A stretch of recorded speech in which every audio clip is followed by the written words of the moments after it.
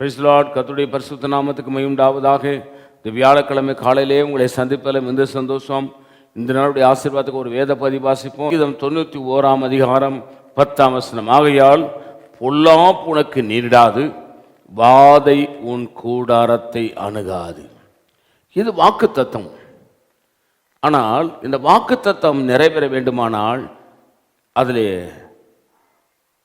9 வசனம் சொல்லுகிறது, எனக்கு அடைக்கலமாயிருக்கிற உன்னதமான கர்த்தரை உனக்கு தாபரமாய் கொண்டாய். அதுக்கு பிறகுதான், ஆகையால் பொல்லாப்பு உனக்கு நேரிடாது, வாதை உன் கூடாரத்தை அணுகாது. உங்க வாழ்க்கையில பொல்லாப்பு நேரிடக்கூடாது, வாதை வியாதி உங்களுக்கு அணுகக்கூடாது என்று சொன்னால் ஆண்டவராகிய இயேசுவை அடைக்கலமா வச்சுங்க.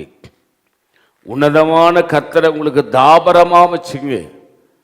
இயேசுவே என் அடைக்கலம், இயேசுவே என் தாபரம், இயேசுவே என் பாதுகாப்புன்னு சொல்லுங்க. அப்படி சொன்னீங்கன்னா, ஆகையால் பொல்லாப்பு உனக்கு நேரிடாது, வாதை உன் கூடாரத்தை அணுகாது. பொல்லாப்பு வரும், அது விலகி போயிடும். வாதை வரும், அது உன்னை அணுகாது. அதை ஒன்றும் பண்ண முடியாது.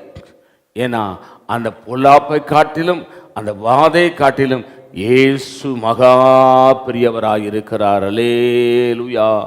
நான் உங்களுக்கு ஆட்சேபிக்கிறேன். பரிசுத்த பிதாவே, நீர் என்னோடு எங்களோடு நீர் பேசுகிற நல்ல வார்த்தைகளுக்காக ஸ்தோத்திரம். இந்த வார்த்தையின்படி எங்களை ஆசீர்வதியும். இயேசு நாமத்தில் வேண்டிக் கொள்கிறோம் பிதாவே, ஆமீன். God bless you. கர்த்தர் உங்களை ஆசீர்வதிப்பாராக.